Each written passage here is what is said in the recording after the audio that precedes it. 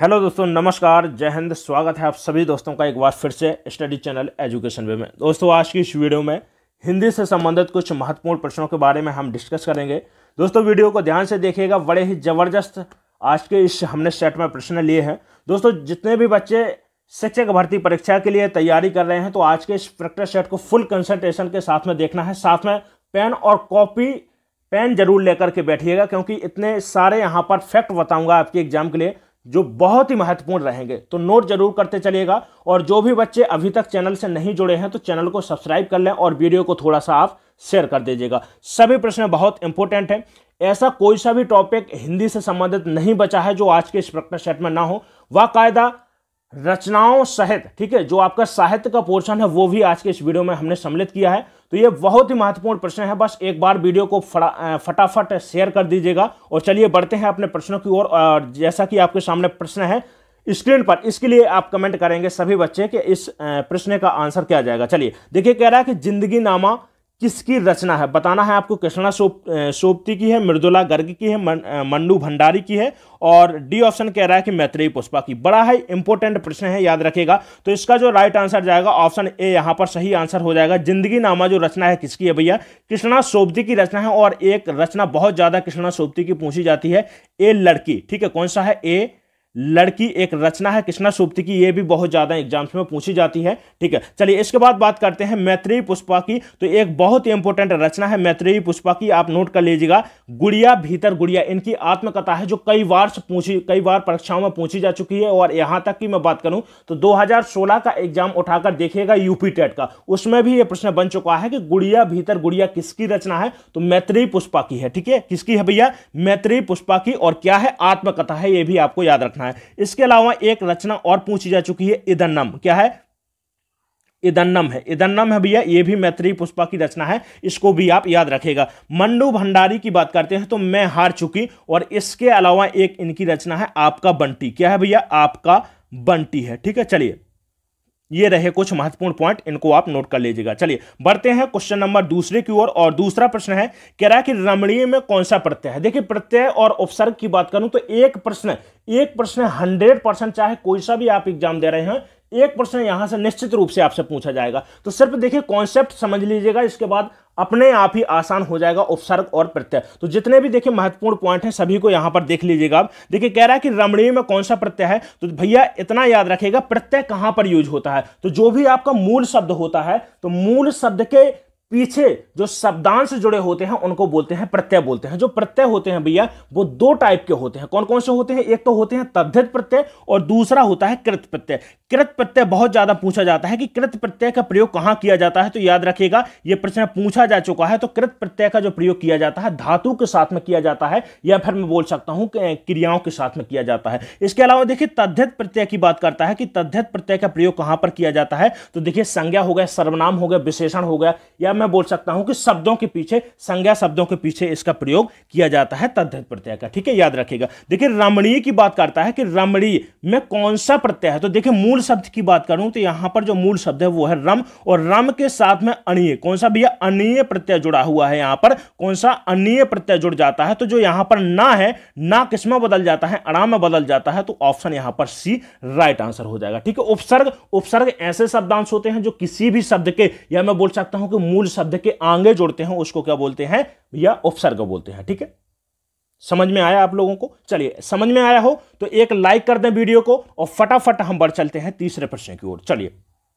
चलिए तीसरा प्रश्न है, कह रहा है कि करीम मियां ने बच्चों को अपने हाथों से दफनाया, वाक्य में कौन सा कारक है। बड़ा ही इंपॉर्टेंट प्रश्न है, और मुझे लगता है कि आप शायद इस प्रश्न का आंसर नहीं दे पाएंगे। बहुत सारे ऐसे बच्चे होंगे कि आज इस प्रश्न का आंसर आप गलत करेंगे, लेकिन मैं आपको यहां पर बिल्कुल क्लियर कर दूंगा कि इसका राइट आंसर क्या होगा, और ऐसी ट्रिक बताऊंगा कि आज के बाद आप प्रश्न गलत ही नहीं कर पाएंगे।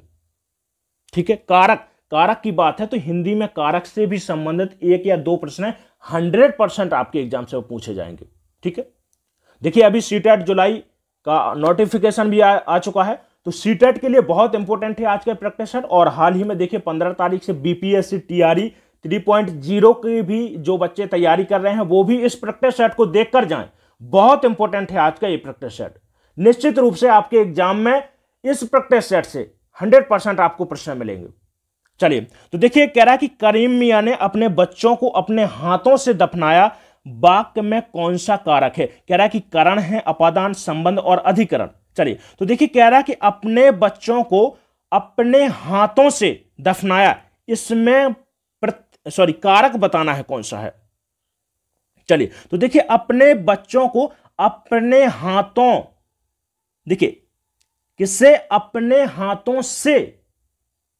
एक बार आपको वाक्य पूरा पढ़कर देखना पड़ेगा, तभी आप समझ पाएंगे, नहीं तो बहुत बच्चे ऐसे होंगे जो कहीं ना कहीं ये प्रश्न निश्चित रूप से गलत करेंगे। तो जो इसका राइट आंसर जाएगा, करण कारक जाएगा। देखिए जब भी कोई कार्य अपने द्वारा किया जा रहा हो, समझ लीजिएगा पहले मैं क्या बोल रहा हूं, कोई भी कार्य अपने द्वारा किया जा रहा हो, वहां पर होता है बेटा करण कारक होता है। जैसे देखिए करीम मियां ने अपने बच्चों को अपने हाथों से, या मैं बोल सकता हूं कि अपने हाथों के द्वारा दफनाया, या अपने हाथों से दफनाया। तो देखिए जो यहां पर से का अर्थ है वो किसके लिए निकल रहा है?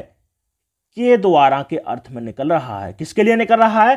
के द्वारा के अर्थ में निकल रहा है। और जब भी के द्वारा के अर्थ में निकलता है वहां पर होता है करण कारक। यदि अलग होने के अर्थ में निकलता, यदि से का अर्थ, से विभक्ति का अर्थ अलग होने के लिए निकलता, जैसे हिमालय से गंगा निकलती है, पेड़ से चिड़िया उड़ गई है, वह छत से नीचे गिर गया, तो जहां पर भी बेटा अलगाव की बात हो, घृणा की बात हो, वहां पर होता है अपादान कारक। तो दोनों में अंतर आपको समझना पड़ेगा, तभी आप समझ सकते हैं कि राइट आंसर क्या होगा इसका। ठीक है, देखिए बहुत से बच्चे बताइए, एक बार कमेंट करके बताइएगा आपने ये प्रश्न गलत किया है कि या नहीं किया है। बिल्कुल ऐसे देखिए प्रश्न को अपना शत्रु समझिए, इतना याद रखिएगा, शत्रु समझना है, तभी आप एग्जाम के लिए तैयार हो पाएंगे। बिल्कुल जी जान लगा दीजिएगा। जैसे ही आपके सामने प्रश्न आता है बड़े ही ध्यान से पढ़िएगा और समझिएगा उसको, ऐसे समझिएगा एग्जाम हॉल में ही बैठे हैं आप लोग। ठीक है, चलिए, तो इसमें जो राइट आंसर आएगा करण कारक हो जाएगा। जब भी के द्वारा, ठीक है, अपने द्वारा कोई काम किया जा रहा हो वहां पर होता है करण कारक। ठीक है, option A is the right answer. चलिए नेक्स्ट प्रश्न है, चौथा प्रश्न है, कह रहा है कि अमृतलाल नागर के किस उपन्यास में गोस्वामी तुलसीदास के जीवनी का आधार बनाया है? तो देखिए मानस का हंस है। ठीक है, मानस का हंस किसकी जीवनी है भैया? गोस्वामी तुलसीदास जी की है। ठीक है, अमृतलाल नागर के द्वारा लिखी गई है। तो ऑप्शन यहां पर B is the right answer. चलिए नेक्स्ट प्रश्न है, ये याद रखिएगा, जो भी ऑप्शन में रचनाएं हैं साथ में स्क्रीनशॉट जरूर करते चलिएगा, एक इंपॉर्टेंट है। ठीक है, चलिए पांचवा प्रश्न है, कह रहा है कि हिंदी शब्दकोश में छा का क्रम किस वर्ण के बाद आता है? अब फिर से आप फंस गए हैं, यहां पर फिर से फंस रहे हैं आप इस प्रश्न में, कमेंट करके बताइएगा, फिर से आप गलत करेंगे इसका आंसर। चलिए, तो देखिए कह रहा है कि जो छा है बेटा एक क्या है? संयुक्त व्यंजन है। क्या है? संयुक्त व्यंजन है। और जो संयुक्त व्यंजन होते हैं वो कैसे व्यंजन होते हैं भैया? ऐसे व्यंजन होते हैं जो दो या दो से अधिक व्यंजन से मिलकर बने होते हैं। जैसे आपका छा है वो शब्दकोश में किसके?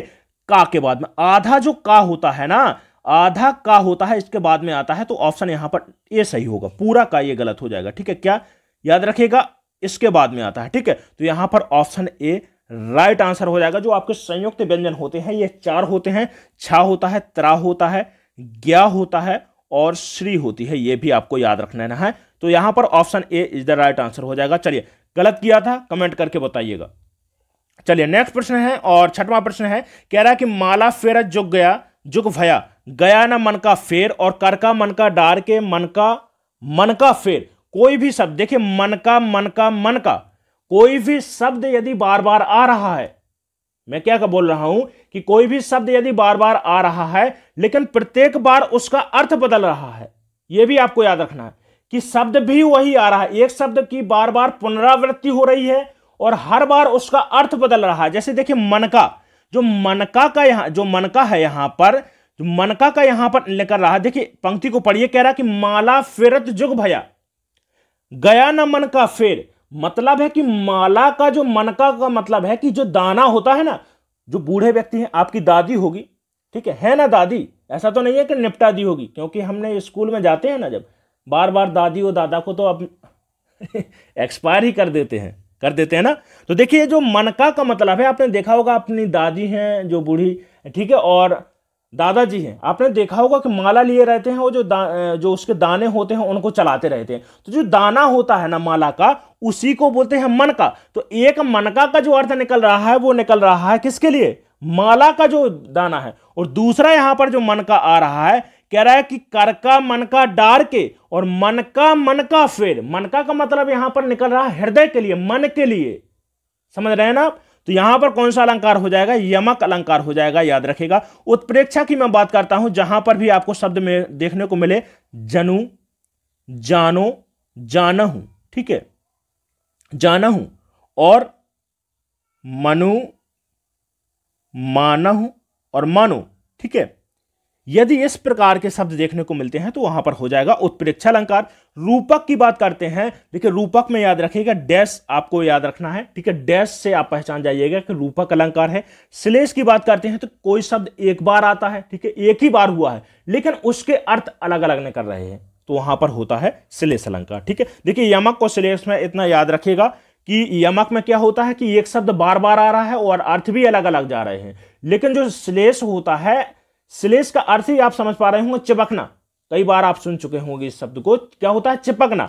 और चिपकना होता है तो मैं ऐसे बोल सकता हूं कि कोई एक चीज है उससे कई अर्थ चिपके हुए हैं, ठीक है। चलिए नेक्स्ट प्रश्न, 7वां प्रश्न है, कह रहा है कि श्यामा पड़ती होगी, यह वाक्य किस प्रकार का है? तो वाक्य भैया संदिग्ध वर्तमान है।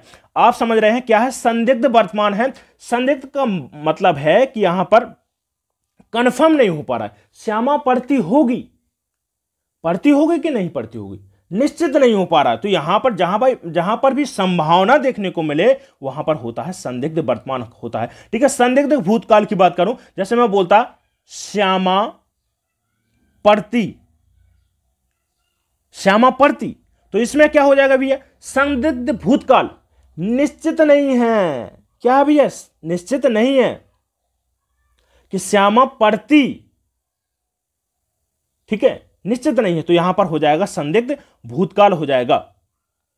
श्यामा पढ़ती लेकिन क्या है? पढ़ा नहीं, ठीक है। चलिए नेक्स्ट प्रश्न, अगला प्रश्न है 8वां प्रश्न, कह रहा है कि इनमें से कौन सा शब्द ब्राह्मण वाचक, थोड़ा सा ये प्रश्न डिस्टर्ब है, कह रहा है कि इनमें से कौन सा शब्द ब्राह्मण का पर्यायवाचक है, पर्यायवाची शब्द नहीं है? चलिए बताइएगा। विप्र भैया किसका है? ब्राह्मण का। भूदेव भी ब्राह्मण का है। द्विज, लेकिन स्वयंभू नहीं है। स्वयंभू का मतलब होता है स्वयं से उत्पन्न हुआ। क्या है?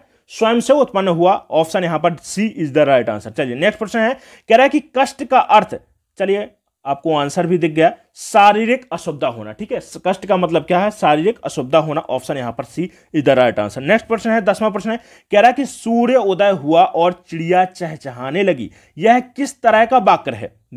तो देखिए वाक्य की मैं बात करूं तो देखिए अर्थ की दृष्टि से आप समझ पा रहे होंगे कि 8 प्रकार के वाक्य हैं। और रचना उत्पत्ति की बात करूं मैं तो कितने होते हैं भैया? 3 प्रकार के, सरल हो गया, मिश्र हो गया और संयुक्त। आप प्रैक्टिस सेट देखते रहिएगा। देखिए ये प्रश्न बहुत इंपॉर्टेंट है, ठीक है। जो आपके वाक्य हो गए, वाच्य हो गए, क्रियाएं हो गई, यहां से एक प्रश्न आपको निश्चित रूप से मिलता है, समझिएगा। हर एक टॉपिक से मिलेगा आपको प्रश्न। तो इनको थोड़ा सा आप, छोटी सी क्लास रहती है, बहुत सारे प्रैक्टिस सेट मेरे द्वारा चलाए जा चुके हैं, तो आप देख लीजिएगा उनको, ठीक है। चलिए कह रहा है कि सूर्य उदय हुआ और चिड़िया चहचहाने लगी। तो देखिए सूर्य उदय हुआ अपने आप में क्या है भैया? एक स्वतंत्र वाक्य है। और दूसरा क्या है? चिड़िया चहचहाने लगी, ये भी अपना एक स्वतंत्र वाक्य है। तो जहां पर भी स्वतंत्रता हो वाक्यों में, ठीक है, और किसी योजक चिन्ह के माध्यम से जुड़े हो, ठीक है, कंजक्शन के माध्यम से जुड़े हो, वहां पर होता है संयुक्त वाक्य होता है। ऑप्शन यहां पर B is the right answer, ठीक है। चलिए देखिए, यदि मिलता है आपको और मिलता है लेकिन, ठीक है, यदि इस प्रकार के शब्द तथा, या, ठीक है, समझ रहे हैं ना, किंतु, परंतु, ऐसे शब्द आपको मिलते हैं, वहां पर सीधा सीधा लगाइएगा संयुक्त वाक्य। ट्रिक भी समझ लीजिएगा। यदि आपको देखिए मिश्र वाक्य समझना है तो मिश्र वाक्य आपको ट्रिक याद रखिएगा यहां पर, क्योंकि, ठीक है, कि, यदि, तो, यदि, ठीक है, जैसे कि, ज्यों ही, त्यों ही, ठीक है। यदि इस प्रकार के शब्द मिलते हैं तो वहां पर लगाइएगा मिश्रित वाक्य, ठीक है। चलिए नेक्स्ट प्रश्न, अगला प्रश्न है 11वां प्रश्न, कह रहा है कि कस्तूरी कुंडल बसे आत्मकथा यह किसकी है, मैत्रेयी पुष्पा की है, ये भी याद रखेगा, इंपॉर्टेंट है। ठीक है, देखिए मैं मैत्रेयी पुष्पा की कई बार देखिए रचनाएं ये पूछी जा चुकी हैं, तो प्रतिदिन कुछ ना कुछ आपके लिए ऐसी चीजें जो धीरे धीरे आपके दिमाग में बसती जाएं। ठीक है, चलिए, तो कस्तूरी कुंडल से भी पूछी जा चुकी है, गुड़िया भीतर गुड़िया भी बताया मैंने, इदन्नम में पूछी जा चुकी है। ये तीनों रचनाएं इंपॉर्टेंट है, याद रख लीजिएगा इनको। नेक्स्ट प्रश्न है, कह रहा है कि द्विवेदी युग के प्रवर्तक कौन है? प्रेमचंद, आचार्य महावीर प्रसाद द्विवेदी और भारतेंदु हरिश्चंद्र, और कह रहा है कि डॉक्टर श्याम सुंदर दास। चलिए, तो देखिए आचार्य महावीर प्रसाद द्विवेदी है द्विवेदी युग के प्रवर्तक। ठीक है, प्रेमचंद की देखिए मंगल सूत्र बहुत ज्यादा पूछी जा चुकी है। मंगल सूत्र रचना किसकी है भैया? सेवा सदन हो गई। क्या हो गई? सेवा सदन हो गई, सेवा सदन है। ठीक है, सेवा सदन। इसके अलावा देखिए सोजे वतन हो गई। ठीक है, सोजे वतन हो गई। पूछा जाता है कौन सी रचना अधूरी है? ठीक है, प्रेमचंद जी की तो मंगल सूत्र है। पूछा जा चुका था कि कौन सी रचना प्रतिबंधित कर दी गई थी, तो सोजे वतन प्रतिबंधित कर दी गई थी, ये भी याद रखेगा। कफन इसके बाद एक याद रखेगा जो प्रेमचंद जी की रचना है। ठीक है, भारतेंदु जी की एक बड़ी ही इंपॉर्टेंट एक पत्रिका है जो कई बार पूछी जा चुकी है, कवि वचन सुधा। क्या है भैया? कवि वचन सुधा। कवि वचन सुधा कई बार पूछी जा चुकी है। ठीक है, इसके अलावा बकरी विलाप हो गई, बंदर सभा, भारत दुर्दशा, ये रचनाएं किसकी हैं? भारतेंदु हरिश्चंद्र जी की हैं। ठीक है, श्याम सुंदर दास की एक बहुत इंपॉर्टेंट रचना है। पूछा जाता है कि हिंदी की, ठीक है, हिंदी की पहली आत्मकथा किसकी माने? आधुनिक हिंदी की, याद रखिएगा किसको? या आधुनिक हिंदी की पहली आत्मकथा किसके द्वारा लिखी गई? बाबू श्याम सुंदर दास जी के द्वारा लिखी गई। ये भी आपको याद रख लेना है। मेरी आत्मकहानी, रचना क्या है? मेरी आत्मकहानी, ये रचना है। ठीक है, याद रखिएगा।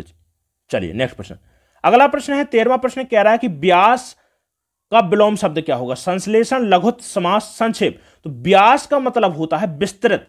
अब यहां पर भी बच्चे कंफ्यूज होंगे, आप बताइएगा, एक बार कमेंट करके देखिएगा क्या लगाते हैं इसका आंसर। चलिए फिर बता रहा हूं मैं। तो व्यास का जो अर्थ होता है क्या होता है? विस्तृत, फैला हुआ। ठीक है, लेकिन इसका जो आंसर जाएगा क्या होगा? सी, क्या हो जाएगा? समास। समास का होता है संक्षेप। अब आप लोग सोच रहे होंगे कि भैया संक्षेप तो डायरेक्ट दिया है, तो संक्षेप क्यों नहीं लगाया?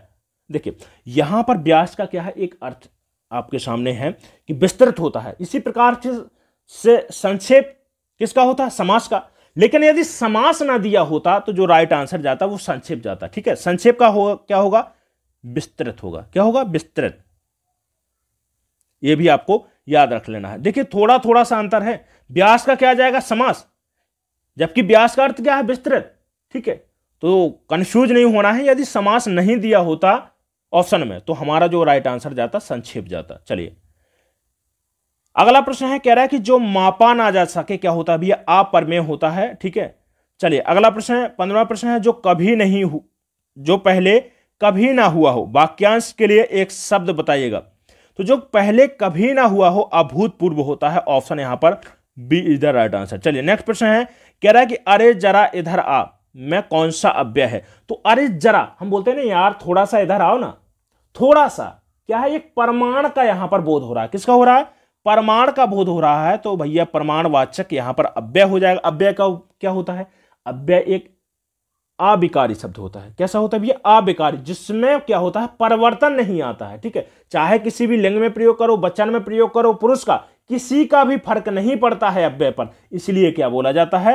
अविकारी शब्द बोलते हैं अव्यय को। चलिए नेक्स्ट प्रश्न है 17वां प्रश्न, कह रहा है कि भूखे को अन्न दो और प्यासे को पानी। वाक्य किस प्रकार का कारक है? तो किस प्रकार का? देखिए जहां पर भी किसी को कुछ चीज दी जा रही हो, समझिएगा मैं क्या बोल रहा हूं भैया, सीधे सीधे नहीं, यहां पर उल्टी क्या है, सॉरी यहां पर क्या है, उंगली टेढ़ी ही करनी पड़ेगी, तभी आपको आंसर मिलेगा। देखिए समझिएगा, कह रहा है कि भूखे को अन्न दो और प्यासे को पानी। ठीक है, क्या है? प्यासे को पानी। तो कह रहा है कि भूखे के लिए भोजन चाहिए और प्यासे के लिए पानी। तो समझिएगा यहां पर, जहां पर एक यहां पर दो आप पॉइंट नोट कर लीजिएगा कि जहां पर भी किसी को कोई वस्तु दी जाए, ठीक है, क्या है? वस्तु दी जाए, या फिर दूसरा जो यहां पर पॉइंट है, दूसरा क्या है? दूसरा है कि जहां पर रुचिता का भाव देखने को मिले। जैसे मैं बोलता हूं कि श्याम को लड्डू खाना बहुत पसंद है, तो देखिए किसी की कोई पसंदीदा चीज हो, या मैं बोल सकता हूं कि जहां पर किसी रुचि का भाव देखने को मिले, या फिर किसी को कोई चीज दी जाए, तो वहां पर क्या होता है भैया, संप्रदान कारक होता है। या मैं बोल सकता हूं कि को विभक्ति का यदि के लिए किसके लिए, के लिए के अर्थ में यहां पर प्रयोग हो रहा हो, तो वहां पर होता है संप्रदान कारक। चलिए नेक्स्ट प्रश्न, 18वां प्रश्न है, कह रहा है कि संरचना के आधार पर किए गए वाक्य के वर्गीकरण में इनमें से कौन सा प्रकार नहीं है। चलिए तो देखिए संरचना के आधार पर वाक्य होते हैं 3 प्रकार के, सरल, मिश्र और आज्ञार्थक वाक्य, सॉरी संयुक्त वाक्य, ठीक है। लेकिन जो आज्ञार्थक वाक्य है वो है आपका एक अर्थ की दृष्टि से, ठीक है, 8 प्रकार के होते हैं। चलिए अगला प्रश्न है, कह रहा है कि कर्म में तत्पुरुष समास का उदाहरण इनमें से कौन सा है। तो देखिए कह रहा है कि लोमहर्षक, लोमहर्षक का मतलब होता है कि रोंगटे खड़ा करने वाला। क्या होता है, रोंगटे को खड़ा करने वाला, खड़ा करने वाला। आत्मनिर्भरता मतलब स्वयं पर निर्भर, ठीक है। देशवासियों, देश के वासी, क्या भैया, देश के वासियों, ठीक है। सर्वाधिक, सबसे अधिक। तो यहां पर देखिए को विभक्ति का प्रयोग हो रहा है, तो किसकी भी है, को विभक्ति किसकी है, कर्म तत्पुरुष की। तो ऑप्शन यहां पर ए राइट आंसर हो जाएगा, रोंगटे को खड़ा करने वाला। चलिए अगला प्रश्न, 20वां यहां पर प्रश्न है, कह रहा है कि कारक चिन्ह के प्रयोग के बावजूद इनमें से किस शब्द का बहुवचन नहीं बनता। चलिए देखिए, तो किसका कह रहा है कि बहुवचन नहीं बनता है, कह रहा है कि सखी, सखियां हो जाएगा बहुवचन, घर का घरों हो जाता है, गीत, बहुत सारे गीतों को गाया है, ठीक है। लेकिन जो घी होता है, घी हो गया, ठीक है, दूध हो गया, ठीक है, पानी हो गया, जल हो गया, ठीक है, पुलिस, नोट कर लीजिएगा इसको, पुलिस, भीड़ भाग गई, ठीक है, जनता, ठीक है।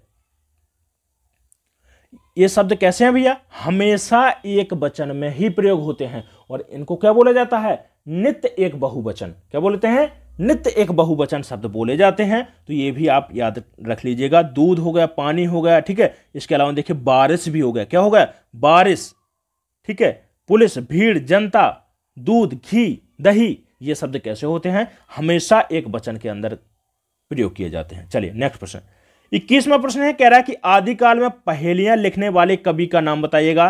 कह रहा है जगनेक है, खुसरो है, सरहपा है, गोरखनाथ। चलिए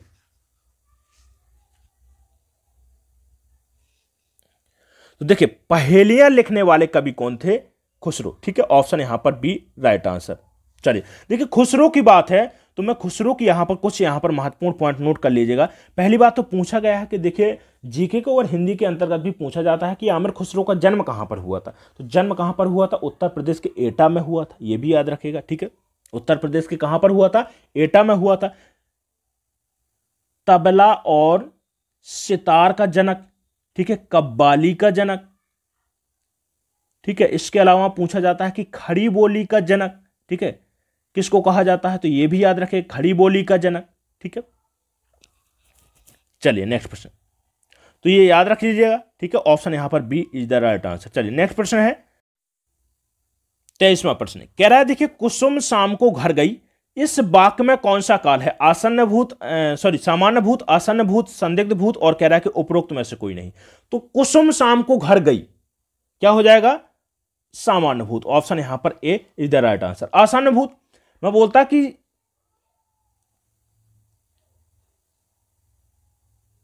श्यामा जाति, अभी बताया ना मैंने, ठीक है, श्यामा जाति पर क्या है, गई नहीं, ठीक है, क्या है, जाति पर क्या है, गई नहीं। तो वहां पर कौन सा हो जाएगा, आसन्न भूत हो जाएगा। ऑप्शन यहां पर ए राइट आंसर होगा हमारा। चलिए नेक्स्ट प्रश्न, अगला प्रश्न है 24वां प्रश्न, कह रहा है कि इनमें से कौन सा शब्द सदैव बहुवचन में प्रयुक्त होता है। मैं बोल सकता हूं कि नित्य बहुवचन, ठीक है। अभी बताया मैंने नित्य एक वचनांत शब्द, अब बता रहा हूं, ठीक है, जो हमेशा बहुवचन में प्रयोग होते हैं। तो देखिए दर्शन हो गया, रोम, अक्षत, ठीक है, ये कैसे शब्द हैं, प्राण, ये हमेशा बहुवचन में प्रयोग किए जाते हैं। तो ऑप्शन यहां पर ए इज द राइट आंसर। चलिए नेक्स्ट प्रश्न, अगला प्रश्न है 25वां प्रश्न, कह रहा है कि इनमें से किस शब्द का लिंग नहीं बदलता है।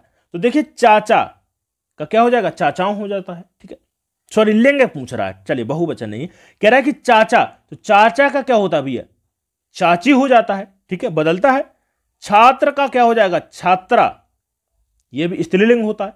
लेकिन साइकिल का नहीं बदलता, मामा का भी मामी हो जाता है। ठीक है, तो साइकिल का नहीं बदलता है, ऑप्शन यहां पर C is the right answer. चलिए अगला प्रश्न, 26वां प्रश्न है, कह रहा है कि मेरा छोटा भाई प्रशांत धार्मिक पुस्तकें अधिक पढ़ता है। तो इस वाक्य में विधेय का विस्तार है, बताइए विधेय कौन सा है। यहां पर देखिए विधेय और उद्देश्य क्या होता है, समझिएगा थोड़ा सा। यहां पर देखिए विधेय क्या होता है, दो शब्द में यहां पर आपको बता रहा हूं। एक तो होता है उद्देश्य, बहुत ज्यादा पूछा जाता है कि वाक्य में उद्देश्य क्या है। तो जो मैं बोल सकता हूं कि देखिए उद्देश्य और विधेय, तो विधेय क्या होता है कि जो कर्ता के द्वारा जो काम किया जा रहा है, समझिएगा मैं क्या बोल रहा हूं, कर्ता के द्वारा जो काम किया जा रहा है उसे क्या बोलते हैं, विधेय। और उद्देश्य क्या होता है, जो कार्य जिसके द्वारा किया जा रहा है, समझ रहे हैं ना। या मैं बोल सकता हूं कि कर्ता को ही क्या बोल सकते हैं हम, उद्देश्य। तो यहां पर देखिए कह रहा है मेरा छोटा भाई प्रशांत, यहां पर क्या हो जाएगा, मेरा छोटा भाई प्रशांत क्या होगा भैया, उद्देश्य हो जाएगा। धार्मिक पुस्तकें अधिक पढ़ता है, यह क्या हो जाएगा, विधेय हो जाएगा। ऑप्शन यहां पर B is the right answer. हमसे क्या पूछा, विधेय पूछा है। चलिए अगला प्रश्न, 27वां प्रश्न कह रहा है कि निम्नलिखित में से तद्भव बताइएगा। भ्रमर का भैया क्या हो जाएगा, भौरा। भ्रमर क्या है, यहां पर तत्सम है, भौरा हो जाएगा। ठीक है, अग्नि का आग हो जाएगा। मस्तक, ठीक है, मछली, यहां पर क्या है, एक तद्भव है, क्या हो जाएगा, मत्स्य हो जाएगा इसका। ठीक है, मछली एक कैसा भैया है, तद्भव शब्द है। ठीक है, चलिए नेक्स्ट प्रश्न, 28वां प्रश्न है, कह रहा है कि भूषण किस काल के कवि हैं, बताइएगा। वीरगाथा काल, भक्ति काल, रीति काल, आदि काल, किसके हैं भैया, रीति काल के कवि हैं। ठीक है, और यदि आपसे पूछता है कि रीति काल में किस काव्य धारा के कवि हैं, तो यह भी याद रखिएगा रीति मुक्त काव्य धारा के, किसके हैं, रीति मुक्त काव्य धारा के कवि हैं। देखिए घनानंद हो गया, आलम हो गया, ठाकुर हो गया, भूषण हो गया, ये सभी किससे हैं, रीति मुक्त काव्य धारा के कवि हैं। ठीक है, चलिए देखिए भूषण की एक बहुत ही इंपोर्टेंट रचना है, पूछा जाता है, एक तो है शिवा बावनी हो गया। ठीक है, और छत्रसाल दशक, क्या है, छत्रसाल दशक, ये दोनों रचना याद रखिएगा, बहुत ज्यादा पूछी जाती हैं। चलिए 29वां प्रश्न कह रहा है कि टा वर्ग में किस प्रकार के व्यंजन है। कंठ है, कह रहा है कि कंठ से उच्चारण होता है, तालव्य से होता है, मूर्धन्य से होता है, और दंत से, किससे होता है, मूर्धन्य से होता है। ठीक है, टा ठा डा ढा, ये सभी कैसे होते हैं, मूर्धन्य व्यंजन है। ठीक है, चलिए अगला प्रश्न है 30वां प्रश्न, कह रहा है कि दुल्हन गावहु मंगलाचार, और हम घर नहीं है, यहां पर क्या है, मोरे घर, मोरे या बोल सकते हैं कि हमारे घर। दुल्हन गावहु, ठीक है, गावहु, पंक्तियों में अशुद्धियां हैं यहां पर। दुल्हन गावहु मंगलाचार और मोरे घर आए राजा राम भरतार, ये पंक्ति कह रहा है कि किसके द्वारा रचित है, यह कबीरदास की ये रचना है। किसकी पंक्ति है, कबीरदास जी की ये पंक्ति है। ऑप्शन यहां पर B is the right answer. UP TET में यह प्रश्न पूछा जा चुका है, तो इसको याद रखेगा, इंपोर्टेंट रहेगा किसी भी एग्जाम के लिए, चाहे बीपीएससी का आप दे रहे हो और चाहे सीटेट एग्जाम दे रहे हो। ठीक है, चलिए ये रहे आज के 30 प्रश्न, और कमेंट करके आप सभी लोग, सभी भाई और बहन कमेंट करके जरूर बताएं कि आज का ये प्रैक्टिस सेट कैसा लगा है, हेल्पफुल है आपके एग्जाम के लिए या नहीं है। यदि हेल्पफुल हो तो एक लाइक जरूर कर दें, और चैनल से जरूर जुड़िएगा, चैनल को सब्सक्राइब कर दें, साथ में बेल आइकन को प्रेस कर दीजिएगा, हर वीडियो आपको समय से उपलब्ध हो जाए। अभी भी हमारे पास सीटेट के लिए एग्जाम है, जो बच्चे सीटीईटी के लिए एग्जाम के लिए, ठीक है, तैयारी कर रहे हैं, सीटीईटी जुलाई में देखिए आपका एग्जाम्स होने वाला है, तो काफी समय है। प्रतिदिन आध घंटा का ये प्रैक्टिस सेशन है, इसको ज्वाइन करते रहिएगा, आप निश्चित रूप से आप सफल हो जाएंगे अपने एग्जाम में। ठीक है, चाहे कोई सा भी आप शिक्षक भर्ती एग्जाम देने जा रहे हो, आप पूरा प्रैक्टिस सेट देखिएगा। ठीक है, चलिए तो ये वीडियो को शेयर कर दीजिएगा ज्यादा से ज्यादा, चैनल को सब्सक्राइब कर लें और एक लाइक कर दीजिएगा, थोड़ा सा सपोर्ट करें दोस्तों। ठीक है, चलिए मिलते हैं अगले वीडियो में, धन्यवाद।